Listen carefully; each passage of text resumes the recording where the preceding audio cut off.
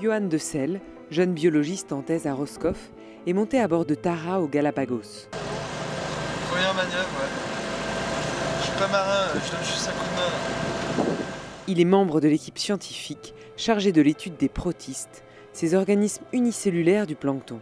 Même s'il s'essaye aux manœuvres sur le pont, son domaine reste les 2 laboratoires du bord. Donc là c'est le laboratoire humide, c'est là où toutes les filtrations se font, c'est un peu la deuxième étape de l'échantillonnage.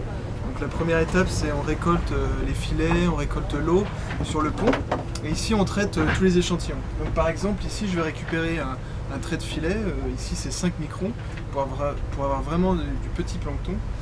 Et puis sur des unités de filtration comme ça, je vais disposer des filtres avec des mailles différentes pour collecter différentes tailles d'organismes.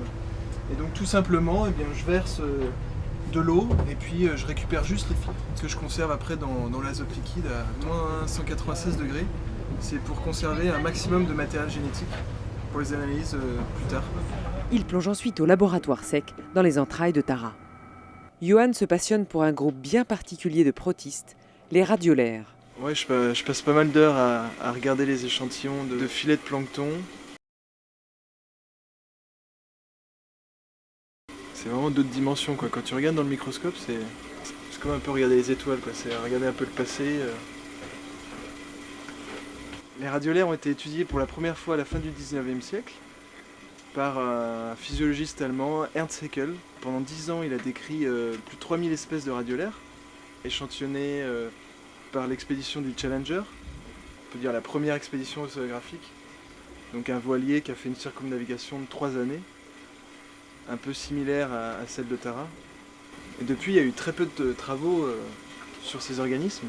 Haeckel, il a vraiment décrit des formes qu'on n'avait jamais vues auparavant, et il y a eu beaucoup d'influence sur l'Art Nouveau. On retrouve beaucoup des lustres, des portes, énormément de, par exemple, la géode est basée sur un squelette de radiolaire. De retrouver ces organismes et d'utiliser des nouvelles techniques, notamment la génétique, c'est assez excitant. C'est extraordinaire de pouvoir un petit peu, entre guillemets, aller sur les traces des explorateurs. Surtout ici dans le Pacifique, on s'approche des Gambiers, les îles de Polynésie. D'ici là, notre route croisera certainement celle de bien d'autres radiolaires.